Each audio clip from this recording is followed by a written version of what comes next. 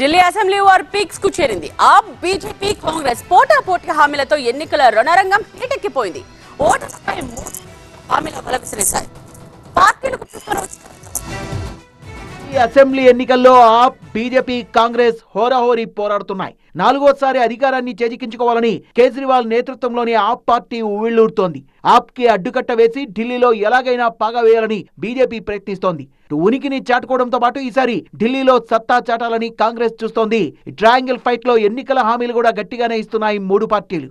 500 రూపాయలకే gas cylinder అందిస్తామని ఓటర్లకు హామీ ఇచ్చింది కాంగ్రెస్. నెలకు 300 యూనిట్ల ఉచిత విద్యుత్తో పాటు ఉచిత రేషన్ కిట్లు ఇస్తామని హస్తం పార్టీ ప్రామిస్ చేసింది.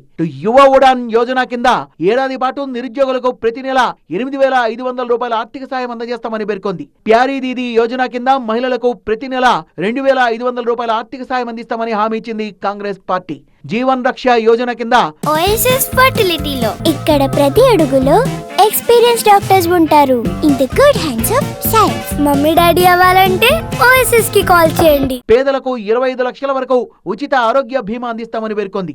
తెలంగాణ సీఎం రేవంత్ రెడ్డి ఢిల్లీ అసెంబ్లీ ఎన్నికల హామీలకు సంబంధించిన కాంగ్రెస్ పార్టీ పోస్టర్లు విడుదల చేశారు. తెలంగాణలో తాము అధికారంలోకి వచ్చిన మొదటి ఏడాదిలోనే 21,000 కోట్ల రూపాయల రైతు రుణమాఫీ చేశామన్నారు రేవంత్.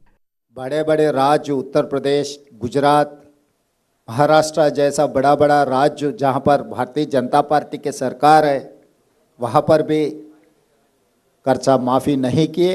जो चुनाव के समय पर 2 लाख रुपए तक कर्जा माफ़ी करने के लिए वादा किया था, हम लोग पहले ही साल 21,000 करोड़ रुपए किसानों को कर्जा माफ़ी किए, हमारे बात निभाए.